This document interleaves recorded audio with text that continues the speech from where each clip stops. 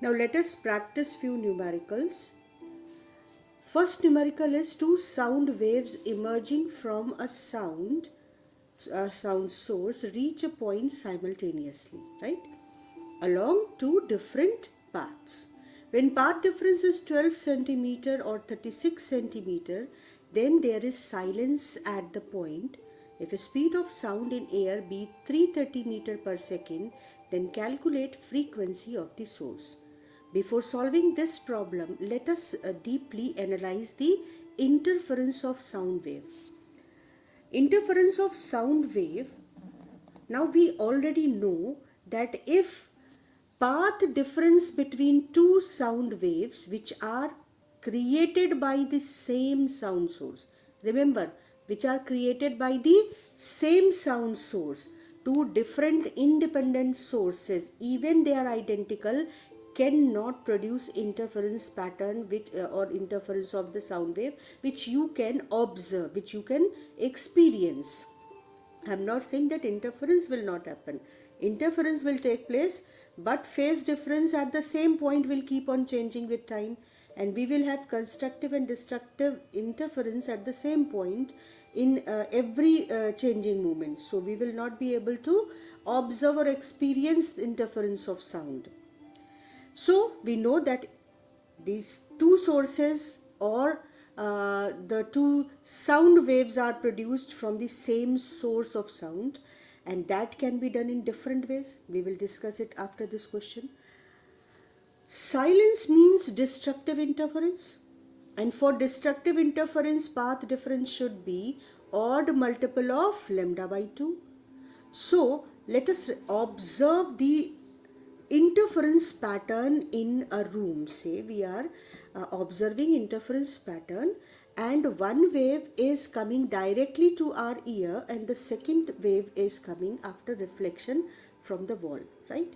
So path difference, when we are standing at a place where path difference is 0, that means both the waves are traveling equal path and then reach to our ear, then constructive interference will be heard.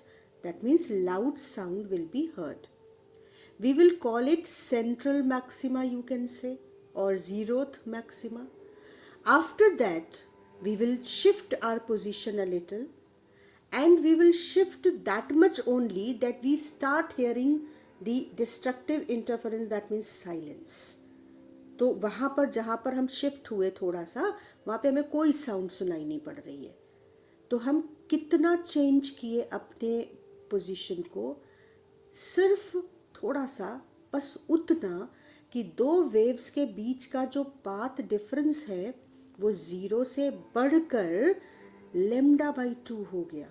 मतलब minimum path difference जो आपको पहला interference minima यानी silence सुनने के लिए चाहिए, वो क्या होगा, lambda by 2. Odd multiple of lambda by 2 में जो सबसे छोटा पाथ डिफरेंस होगा वो लेमडा बाई 2 का होगा, जबकि दोनों वेव्स एक दूसरे को कैंसिल करेंगी और हमें कुछ सुनाई नहीं पड़ेगा. तो हम कहेंगे कि ये हमारा पहला मिनिमा ऑफ साउंड का पोजीशन था. उसके बाद हम थोड़ा सा और शिफ्ट करते हैं, इतना शिफ्ट करते हैं कि पाथ डिफरेंस 0 से बढ़कर लेमडा हो गया और हमको फिर से लाउड साउंड सुनाई देने लगी. तो लाउड साउंड जब सुनाई दी तो पाथ डिफरेंस, फिर से याद करो, path difference integral multiple of lambda हो तो constructive, odd multiple of lambda by 2 हो तो डिस्ट्रक्टिव. तो हमने जब 0 से लेमडा पाथ डिफरेंस को बढ़ा दिया, दो वेव्स जो आ रही थी, कौन सी वेव, एक सीधी आ रही थी और एक आफ्टर रिफ्लेक्शन आ रही थी. तो इसको जरा सा विजुलाइज कर लेते हैं तो हमें थोड़ा सा फील आने लगेगी कि ये पोजीशन है हमारी, और एक साउंड वेव सीधे आ रही है और एक साउंड वेव आफ्टर रिफ्लेक्शन आ रही है. ठीक है, सिंपल सा केस है, कोई बहुत कॉम्प्लिकेटेड पॉइंट नहीं है. दो वेव्स एक ही साउंड सोर्स से बनी, देखो. अब लेमडा जब पाथ डिफरेंस हो गया तो हमें फिर से लाउड साउंड सुनाई दी, तो हमने उस इंटरफेरेंस को, कंस्ट्रक्टिव इंटरफेरेंस को या मैक्सिमा को नंबर दिया पहला मैक्सिमा, ये वाला कौन सा था? जीरोथ मैक्सिमा, सेंट्रल मैक्सिमा, जैसा कि हम लाइट के केस पे करेंगे। बहुत वेल डिफाइंड पैटर्न मिलेगा हमको यंग्स डबल स्लिट एक्सपेरिमेंट में, और हम बाकायदा लेबलिंग करेंगे कि ये सेंट्रल मैक्सिमा है, फिर पहला मैक्सिमा, फिर दूसरा मैक्सिमा, फिर तीसरा मैक्सिमा। और हम न्यूमेरिकल्स में भी इसी तरह की टर्मिनोलॉजी को यूज़ करेंगे कि 9th मैक्सिमा और 10th मैक्सिमा, इस तरीके से। तो यहाँ पर क्या है कि यहाँ पर हम उसको इस तरीके से विजुलाइज करें कि हमको एक आइडिया लगे कि जो डीप मैपिंग है वो क्या है साउंड वेव के इंटरफेरेंस की। तो हमने इसे नाम दिया जीरो, उसके बाद इसको पहला मैक्सिमा। ठीक, अब थोड़ा सा और शिफ्ट करते हैं उस पोजीशन से। ये जहाँ मिल रहा था हम शिफ्ट कर रहे हैं अपनी पोजीशंस। पहले यहाँ पर हमको पहला मान लो मिनिमा मिला, अब हम थोड़ा सा और शिफ्ट करेंगे तो हमको पहला मैक्सिमा मिला, फिर थोड़ा सा और शिफ्ट करेंगे तो हमको दूसरा मिनिमा, यानी पाथ डिफरेंस 0 से पहले λ/2 हुआ तो साइलेंस मिली, पहला मिनिमा मिला। फिर 0 से बढ़कर λ हुआ तो हमको पहला मैक्सिमा मिला और फिर से साउंड सुनाई देने लगी। फिर थोड़ा सा और शिफ्ट किए हम तो हमको दूसरा मिनिमा मिला, यानी एक यहाँ साइलेंस सुनाई दी थी, फिर मैक्सिमम सुनाई देने लगा, लाउड साउंड सुनाई देने लगी। और फिर हम अपनी पोजीशन को ऐसे चेंज करें कि इन दोनों के बीच जो पाथ डिफरेंस है वो 3 λ/2 हो जाए। λ/2 के बाद अगली पॉसिबिलिटी जिससे कि डिस्ट्रक्टिव इंटरफेरेंस हो सके वो 3 λ/2 है, क्योंकि 2 λ/2 में तो पाथ डिफरेंस लेमडा यानी कंस्ट्रक्टिव इंटरफेरेंस की कंडीशन सेटिस्फाई होगी। तो अगली पॉसिबिलिटी पाथ डिफरेंस की 3 λ/2 है, जिसमें हम कहेंगे कि हमको दूसरी बार साइलेंस सुनाई दी, सेकंड मिनिमा। तो अब तुम इन दोनों पोजीशंस को, या एक और केस ले लो कि दो और पोजीशंस हम डिफाइन कर देते हैं कि उसके बाद फिर हम थोड़ा सा और शिफ्ट करते हैं कि ये जो पाथ डिफरेंस है ये 0 से बढ़कर कितना हो गया, 2 λ। तो हमें अगला साउंड, लाउड साउंड सुनाई दिया उस पोजीशन पर, तो हमने उसको नाम दिया, पहले मैक्सिमा को दिया था जब λ था तो इसको कहा हमने सेकंड मैक्सिमा। अब पाथ डिफरेंस है 2 λ, तो 2 और सेकंड मैक्सिमा के केस में लेबलिंग और path difference neck to neck जा रहे हैं। 2 λ सेकंड मैक्सिमा, 1 λ फर्स्ट मैक्सिमा। लेकिन जो डिस्ट्रक्टिव इंटरफेरेंस है उसमें देखो λ/2 है फर्स्ट मिनिमा, 3 λ/2 है तो सेकंड मिनिमा, तो इसमें सेकंड मिनिमा है और यहाँ पर 3 है, तो मतलब ऑड मल्टीपल में ये एक दूसरे से मैच करके आप याद नहीं कर पाओगे। लेकिन मैक्सिमा में आप 1 λ और फर्स्ट मैक्सिमा, 2 λ और सेकंड मैक्सिमा, इस तरीके से हम याद भी करने के लिए इजीली हिंट कर सकते हैं खुद को। अब उसके बाद फिर हम थोड़ा सा और शिफ्ट हुए तो ये जो दो वेव्स थी इनके बीच का पाथ डिफरेंस बढ़कर 5 λ/2 हो गया। अब 5 λ/2 का मतलब थर्ड मिनिमा। ठीक, ये हो गया।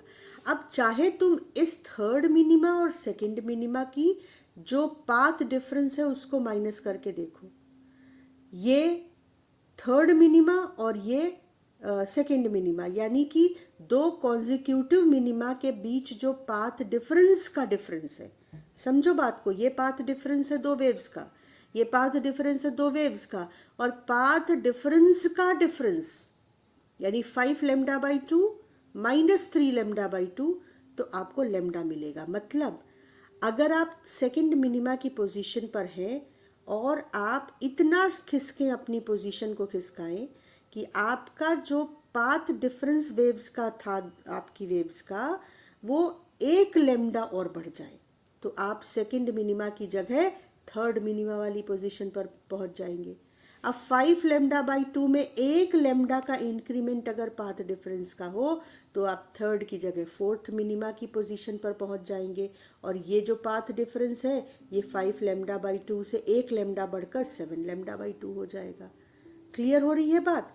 तो अब देखो, पहला मिनिमा और दूसरे मिनिमा के बीच में एक तो 1 λ का इंक्रीमेंट है, पहले मैक्सिमा और दूसरे मैक्सिमा के बीच में भी 1 λ का इंक्रीमेंट है, यानी अगर आप जहाँ खड़े हैं वहाँ पे पहला मिनिमा मिल रहा था, तो आप एक लेमडा का इंक्रीमेंट देंगे तो आप नेक्स्ट मिनिमा की पोजीशन पर पहुँच जाएंगे।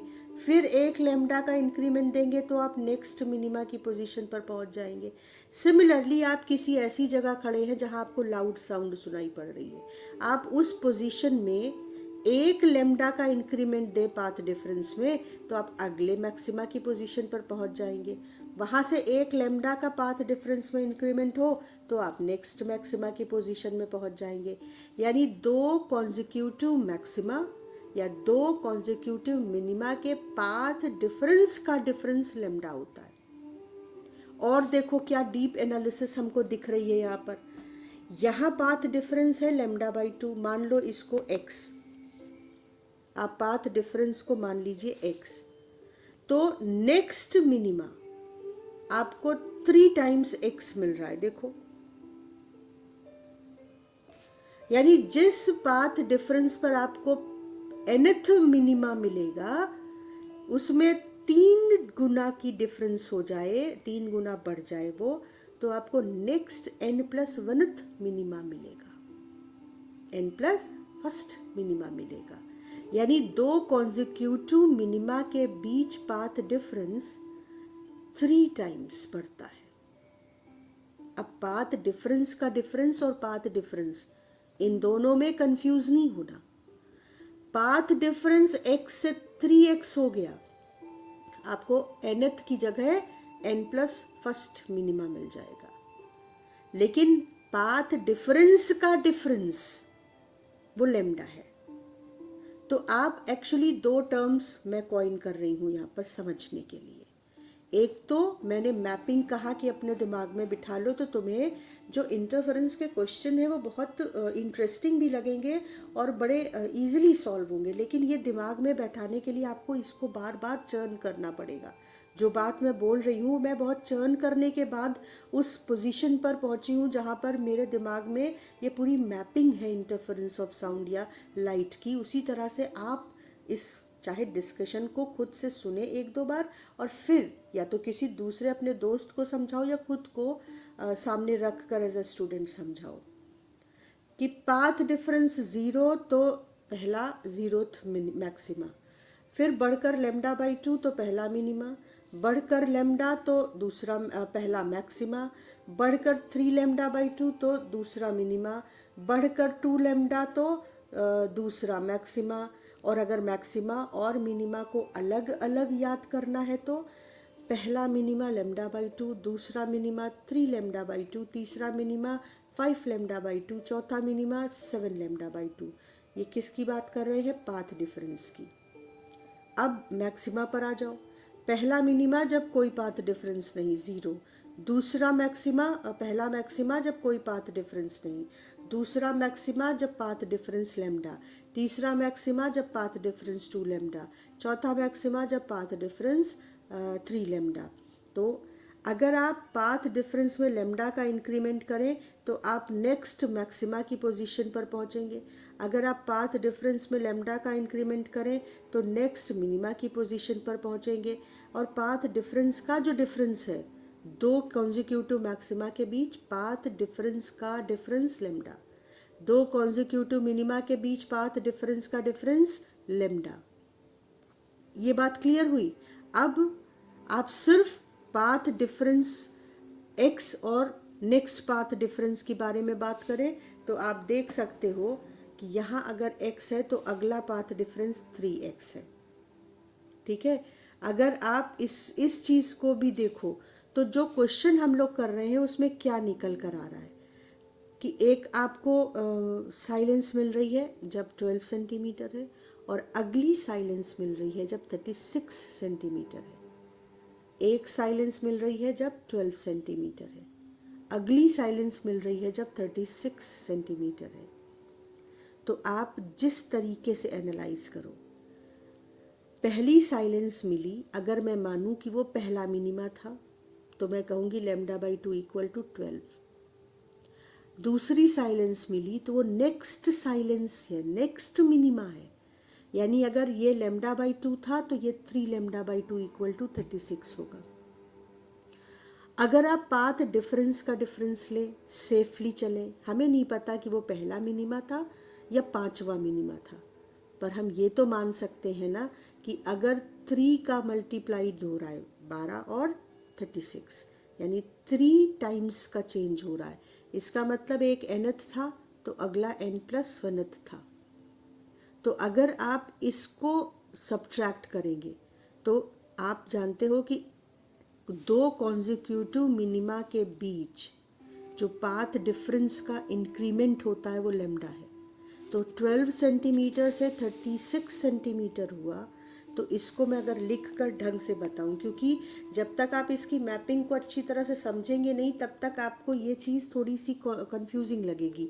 तो मैंने तुमको पहले एनालिसिस समझाई कि अगर आप इस तरीके से खेल सकते हो मैपिंग के साथ तो बढ़िया, नहीं खेल सकते तो हम टू द पॉइंट आते हैं मैथमेटिक्स पर। और तब हम कैसे लिखेंगे देखो, तो हमने माना कि जो nth मिनिमा है उसके लिए पाथ डिफरेंस 2n+1 λ/2 होता है। तो 2n+1 λ/2 है इक्वल टू 12 सेंटीमीटर। ठीक, फिर नेक्स्ट कॉन्जिक्यूटिव मिनिमा यानी n+1th मिनिमा, उसके लिए पाथ डिफरेंस n को n+1 से रिप्लेस कर देंगे तो इतना होना चाहिए और वो है 36 सेंटीमीटर। ठीक, तो change in path difference between two consecutive minima will be path difference of n+1th minima minus path difference of nth minima. तो अब जब हमने इसको माइनस किया तो हमने देखा कि हमारा जो सब्ट्रैक्शन है वो आ गया लेम्डा, लेकिन जो न्यूमेरिकल वैल्यू दी हुई है वो इस पाथ डिफरेंस की 36 है और इसकी 12 है। तो हमने जो न्यूमेरिकल वैल्यू है उसको डिफरेंस किया 24 आया, और जो nth और n+1th मिनिमा की पाथ डिफरेंस थी वो लेम्डा आई। तो ये तो एक ही वैल्यूज हैं, तो lambda is according to question 24 centimetre. इसको ढंग से देख लो कि हमने क्या किया है। पहले हमने nth मिनिमा की कंडीशन लिखी कि भाई पाथ डिफरेंस इतना होना चाहिए, लेकिन ये तो क्वेश्चन में 12 सेंटीमीटर है। उसके बाद n+1th मिनिमा के लिए पाथ डिफरेंस इतना होना चाहिए, n को n+1 से रिप्लेस कर दिया है, लेकिन न्यूमेरिकल में तो ये 36 सेंटीमीटर है। अब इसको जब इससे माइनस किया तो मिला लेम्डा, और कॉरस्पॉन्डिंगली 36 में से 12 गया तो मिला 24। तो हमने 24 इक्वल टू लेम्डा ये वैल्यू निकाल ली। अब हम लेम्डा की वैल्यू से फ्रीक्वेंसी निकाल लेंगे। v is equal to F lambda for a wave, so frequency is equal to v upon lambda. I hope कि आपको न्यूमेरिकल क्लियर हो गया होगा कि इसको कैसे करेंगे। तो अब हम कुछ केसेस देख लेते हैं कि भाई एक ही सोर्स से दो सोर्सेस या दो वेव्स कैसे डिराइव करते हैं साउंड वेव्स में। तो method to produce two sound sources or two sound waves from same source which later on interfere to produce interference effect, one of the method is Quincke's tube। कैसा है Quincke's tube देखते हैं। See, in this there is a fixed tube which is shaded with green color. We are having an opening where sound source is placed, another opening where a detector of sound is placed, either listener or some machine. Then there is a tube, U-shaped tube is this one also and this one also. The yellow shaded tube is a movable tube which can slide over this fixed green tube. Now this tube is having a scale here, right? Initially, these two paths are exactly equal, and a sound source when produces some sound wave, unique frequency sound. Sound source produces sound of single frequency.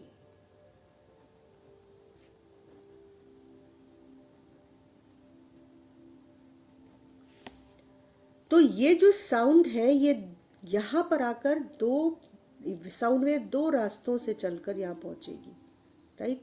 So the two sound waves are produced from the same sound source.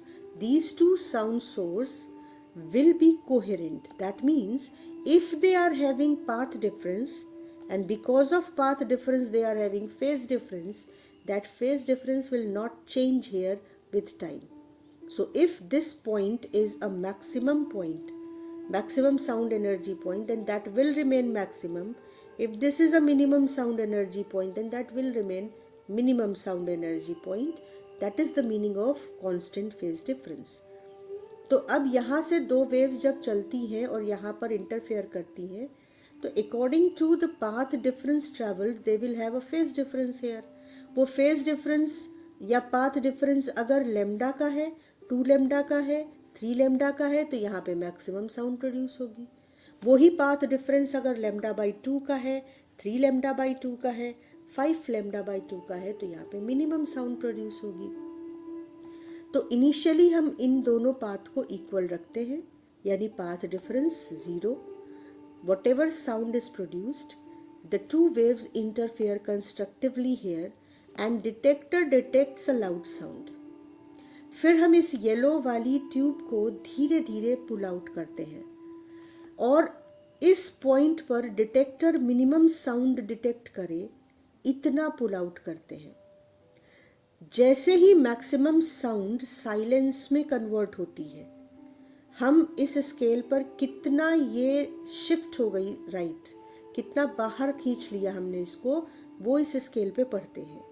अब यहाँ पर अगर वो scale x centimetre पीछे गई, ठीक है, तो तुम देखो कि पाथ डिफरेंस में कितना अंतर आया.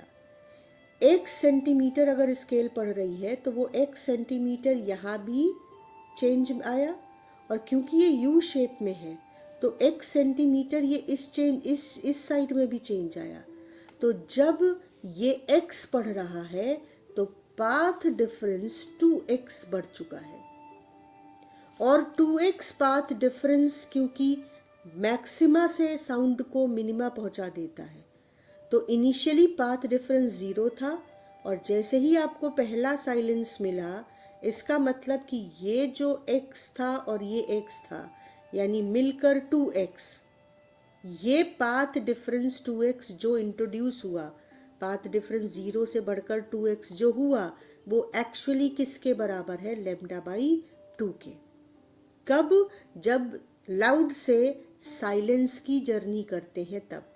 लेकिन अगर हमने पहला लाउड साउंड सुना, फिर हमने इसको बाहर खींचना शुरू किया और पहला साइलेंस मिला, पर हम रुके नहीं, हम इसको पुल आउट करते रहे और दूसरा लाउड साउंड मिला. पहले लाउड साउंड के बाद साइलेंस मिला और फिर दूसरा लाउड साउंड मिला, और ये x बढ़ा. तो टोटल पाथ डिफरेंस तो क्विंकेस ट्यूब में हमेशा 2x होगा, x इस साइड का और x इस साइड का. लेकिन वो 2x एक्चुअली कितना है, पहला लाउड साउंड सुना था जब पाथ डिफरेंस 0 था, और अगला लाउड साउंड सुनेंगे जब पाथ डिफरेंस 0 से बढ़कर हो जाएगा लेमडा. तो अगर हमने दो consecutive sound, if x centimetre is change measured from scale, and two consecutive between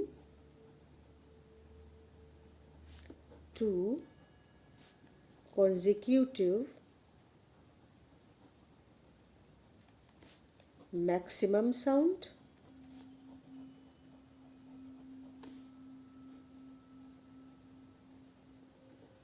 or between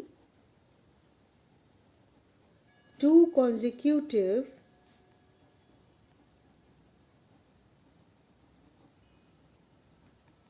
minimum sound.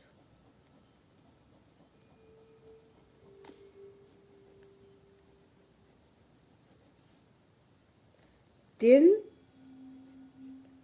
This implies the path difference introduced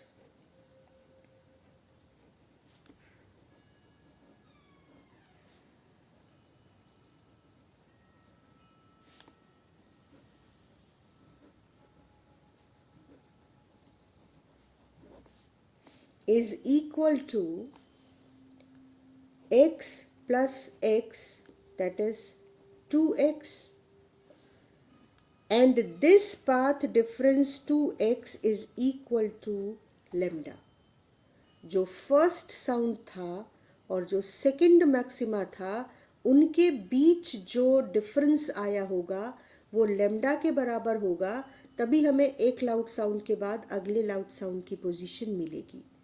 तो स्केल पे अगर x पढ़ा तो एक्चुअल साउंड कितना पाथ डिफरेंस इंट्रोड्यूस हुआ, 2x, लेकिन वो 2x किसके बराबर होना चाहिए, लेमडा के, तभी दो कॉन्जिक्यूटिव लाउड साउंड की जर्नी हम ट्रैवल कर पाएंगे।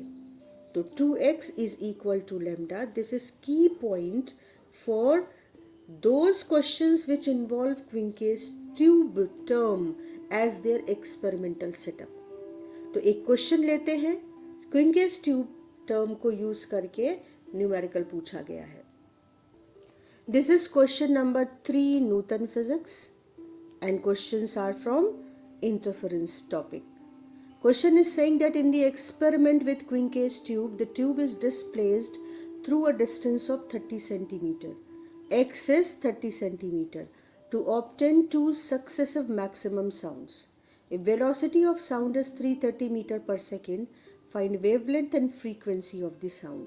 So simply, if scale is reading 30 centimeter, that means X is 30 centimeter. Now two successive maxima, तो कितना पाथ डिफरेंस इंट्रोड्यूस हुआ होगा दो वेव्स के बीच में कि पहले मैक्सिमम के बाद दूसरा मैक्सिमम मिला, लेमडा। तो lambda is equal to 2x।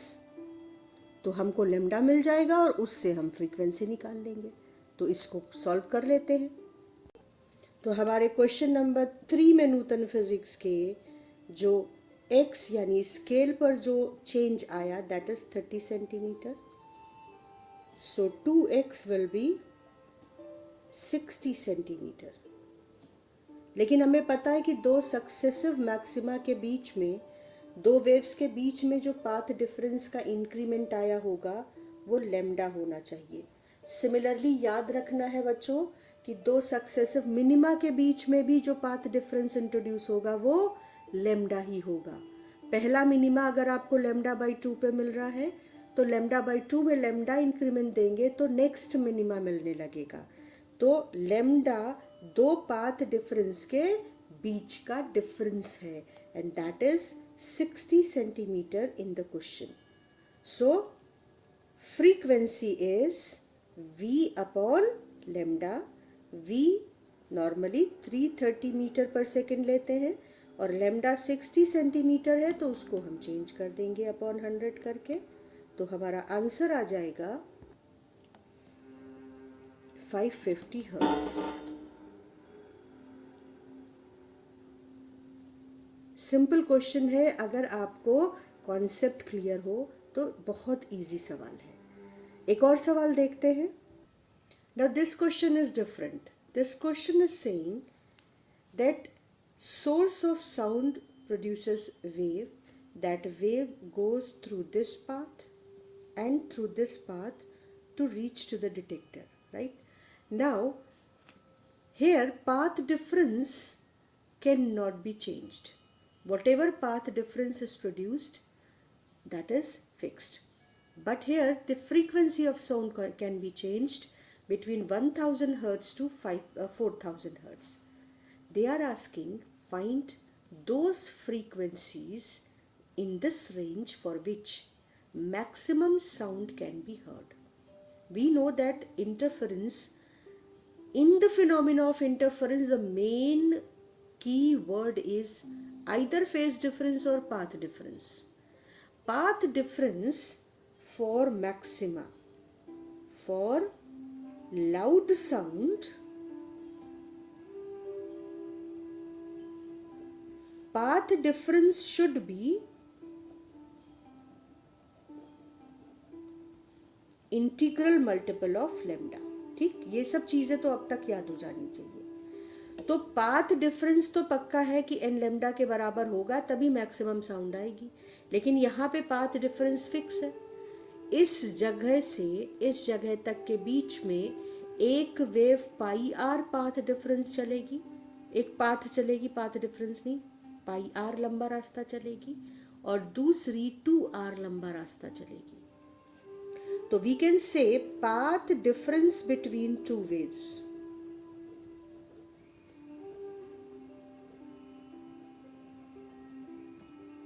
in this case, that is pi R minus 2r, जो भी बड़ा होगा उसमें से छोटा माइनस कर देंगे। तो पाई आर देख लेते हैं कितना है, 3.14 into radius is 20 centimetre, that means 0.2 metre, minus 2r का मतलब हो गया 2 इंटू 0.2। इसको सिंप्लीफाई करते हैं, माइनस पाथ डिफरेंस का कोई मतलब नहीं है, तो हम बड़े में से हमेशा छोटा माइनस करेंगे। तो ये हमारा आ गया answer.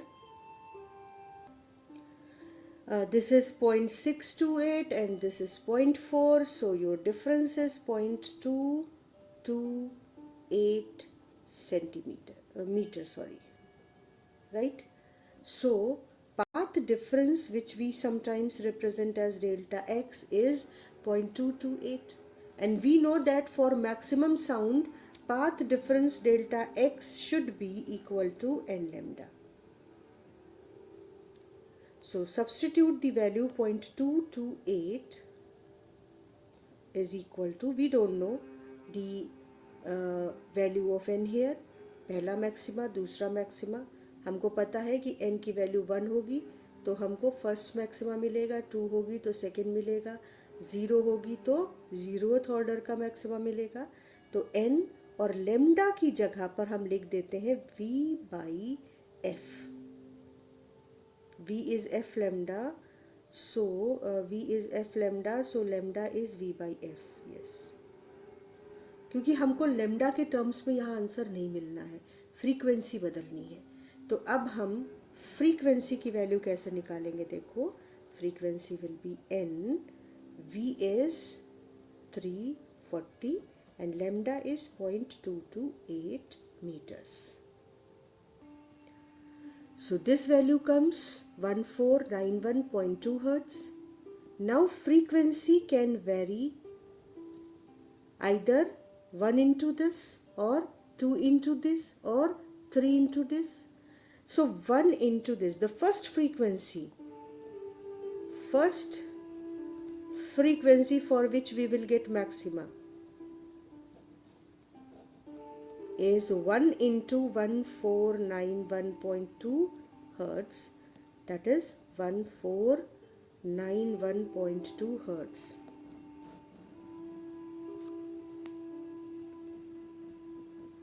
Then second frequency for which we will get maxima,